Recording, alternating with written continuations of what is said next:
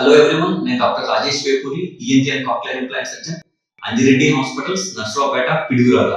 ఇవాళ మనం మాట్లాడాలనుకుంటున్న టాపిక్ వచ్చేసేసి పిల్లల్లో గురక రావడానికి కారణాలు ఏంటి, మరియు పిల్లల్లో గురక రావడం అనేది సహజమా అసహజమా? పిల్లల్లో గురక రావడానికి మొట్టమొదటి కారణం వచ్చేసేసి ముక్కు వెనకాల అడినాయిడ్ అనే టిష్యూ పెరగటం మూలాన పిల్లల్లో గురక వస్తుంది. సో చాలా మంది అనుకుంటారు, మా పిల్లలు బాగా అలసిపోయి నిద్రపోతున్నారు, అందుకని మా పిల్లల్లో గురక వస్తుంది అనుకుంటారు. అట్లా కాదండి. సో అలసిపోవటం మూలాన గురక రాదండి. స్వతహాగా ముక్కు వెనకాల ఏదైనా అబ్స్ట్రక్షన్ ఉంటే, గాలి వెళ్ళే భాగంలో అబ్స్ట్రక్షన్ ఉంటే పిల్లల్లో గురక అనేది వస్తుందండి.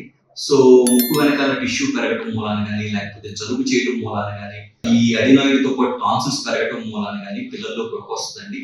సో పిల్లల్లో గురకని నెగ్లెక్ట్ చేయొద్దండి.